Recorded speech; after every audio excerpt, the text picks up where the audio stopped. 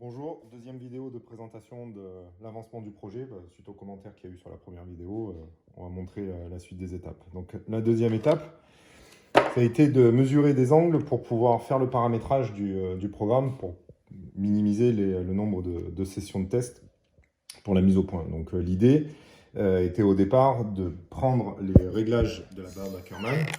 Donc il y a 4 positions possibles sur la voiture, et donc de se dire on va commencer par couvrir ces 4 réglages-là, qui sont les réglages constructeurs, et de là, ça nous donnera une bonne base pour pouvoir itérer.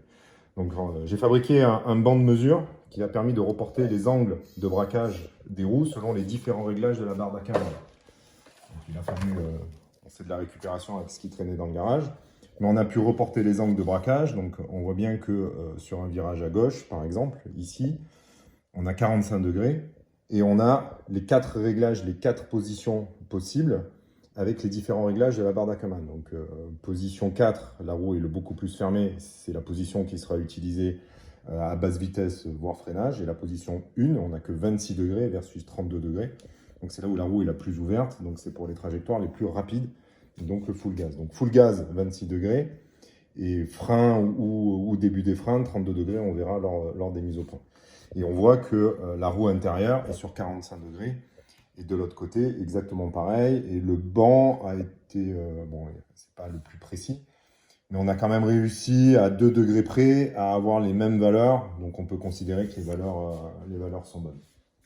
De là, la réflexion a été de se dire, mais finalement, la roue qui braque le plus à l'intérieur fait au maximum 45 degrés. Donc, est-ce que ça vaut le coup de calculer systématiquement les cosinus et les sinus, ou si on fait un tableau de valeurs, donc de 45 valeurs, est-ce que ça ne serait pas suffisant? Parce qu'in fine, on n'a besoin que de 45 valeurs. Donc, j'ai fait un programme pour pouvoir essayer ça.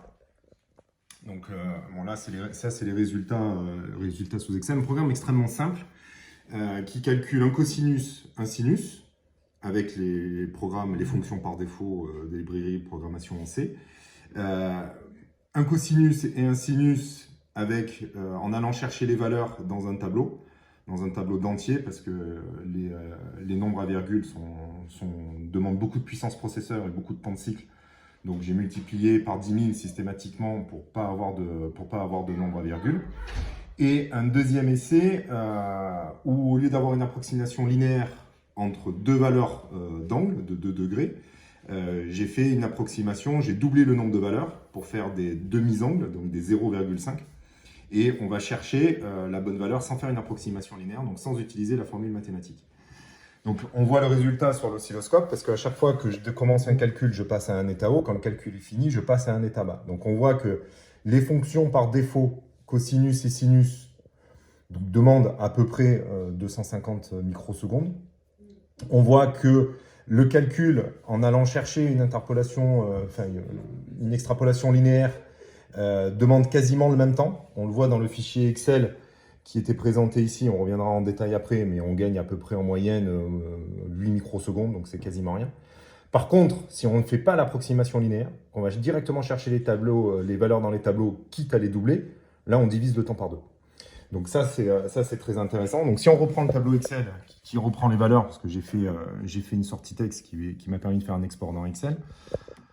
Donc on mesure les deltas. On voit que le delta avec l'approximation linéaire, on est à 10 puissance moins 5, pardon. Donc on est, c'est vraiment complètement négligeable. On n'a pas besoin de faire les calculs et des cosinus. Par contre, on gagne 6,57 microsecondes, ce qui est quasiment rien. En plus de ça, si on scrolle, on voit que sur certains cas, ça peut même prendre plus de temps. Donc juste une formule d'extrapolation linéaire avec des nombres à virgule suffit en fait à consommer autant que le calcul des cosinus et des sinus des fonctions standards.